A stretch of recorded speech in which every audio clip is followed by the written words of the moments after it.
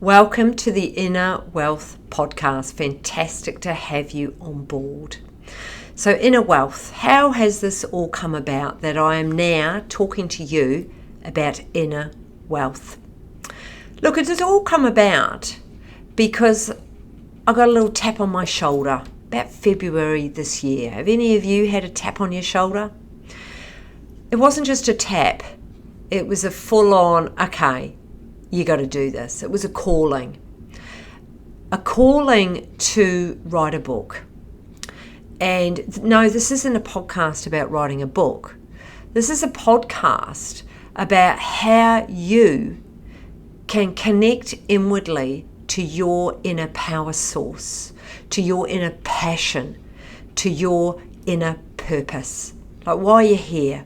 What's your calling? Why are you on this planet, in this body, at this time? That's what inner wealth is about. So coming back to the little tap on the shoulder that I got in February this year, it was, I had to write a book. Now, writing a book, I believe, is all about timing. 10 years ago, I wrote a book. Actually, I've got one right here. I'll show you it. Lifting it where my microphone is sitting on. Here it is. It's called Full Steam Ahead. Now, I'm not here to plug my book, but 10 years ago, I wrote that book. Proud as punch. But the process in writing that book was, I created this book and then I gave it to my editing lady, and she said, look, Helen, there's 2 books in this. There is a self-esteem toolbook and there's a memoir, there's a personal story about your life. Which one do you want to go with? Now let's step back a few weeks from writing this book. I actually got a full body rash for 8 weeks because it was such an emotional release. I was freaking terrified in that it brought up so much fear.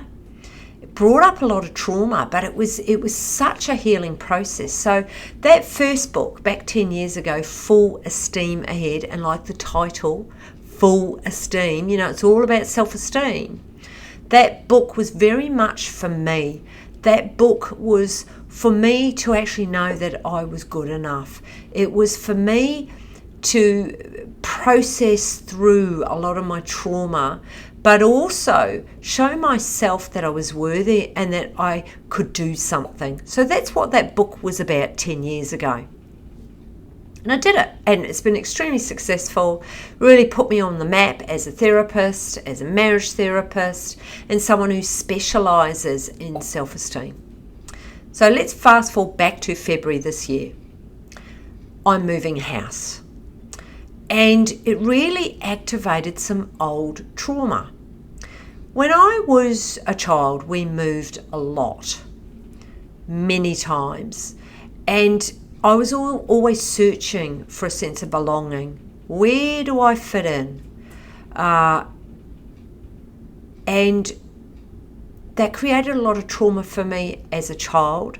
And in February this year, it started to touch on that. Look, I've done a fair bit of healing around that, but I was curious. And the Helen today doesn't run away from her emotional experiences like I used to. So as we're moving house, and as this is activating this trauma inside of me, I felt quite displaced. I felt quite, well, where do I belong? And it was like all the stars aligned. It was, I've got to write a book. This is the book I'm going to be writing. Because I knew 10 years ago that I've got to write about my life story. I don't know why. I've just got to trust the process. But on top of the moving in February, it was my sister's voice who's passed. Her courage through me also activated a part of me that it's time to write this book. And so I began. I reached out to Michelle Worthington. She is a ghostwriter and a friend. I said, I've got to write a book. It's here. it was like I was giving birth. Like, it's been the most profound experience. And I just trusted it, and I free flowed, I free falled. It's been absolutely incredible. And I sat with Michelle intently for 8 weeks. It's like it was traveling through me. I was just the container as this book started to birth out of me. Now, this book, all I knew was that it was a book that had to create conversation, difficult conversations out in the world. The difficult conversations around suicide, grief, loss, pain, hurt, abandonment, rejection, grief. This book, I wanted it on the map. And I wanted this book to reach people where it could actually start to create some change. I think the amount of mental health issues that are in this country and in the world are probably the worst. Well, they are. I don't have the stats. I've got no stats to pull out, but I know that anxiety, depression, PTSD, addiction is just profound. There's a lot going on in the world. And so February, I trusted the process and I allowed it to begin, and it just poured out of me. It's like I just sort of knew, and it came. Many months after birthing the book, many months of editing, but it was just a knowing that I had to birth this book. So why am I sharing this with you? I'm sharing this with you because inner wealth is about the inner world, having a strong purpose, having a strong inner power source and a passion. And when you live aligned to that, there's no looking outside of yourself to get any type of validation from anybody. There is no comparing. There's no needing approval. It just is, because it's from energy life force. It's the source inside of yourself. And so that's what this podcast is about. It's about inner wealth and how you can activate that inner power source. So by me sharing my own little stories, but also different tools, strategies, my hope is that will activate your own inner wealth. You know, we are a society where we put a lot of focus on our outer world, our outer wealth, you know, the car, the career, the house, what you look like. All of it is outside of yourself. But you know what? When you've got your head on the pillow at night and you're going off to sleep, that inner wealth, that inner knowing, that calmness, that fulfillment, that really strong sense of self within yourself, you can't manufacture that. That comes from deep within. It comes from being able to peel back your layers, to be able to move through your pain, to be able to heal your pain. While there is a pool of purpose, every single person on this planet needs a purpose. Like, why are you here? Why are you in this body? It's not just to do the same thing each day and rinse and repeat. It's to be of service. It's to live on an energy life force inside of you, a passion. That's what inner wealth is about. And so this podcast, I will be talking into that. So I suppose what I would like to leave you with and ask you is, have you ever sat down and really asked yourself, what do I want? What do I want in my relationship? What do I want in my health? What do I want in my career? A really great way to open this up is the 5 F areas. So what do I want to do for fun? Where do I want to travel? What hobbies do I want to do? What is fun for me?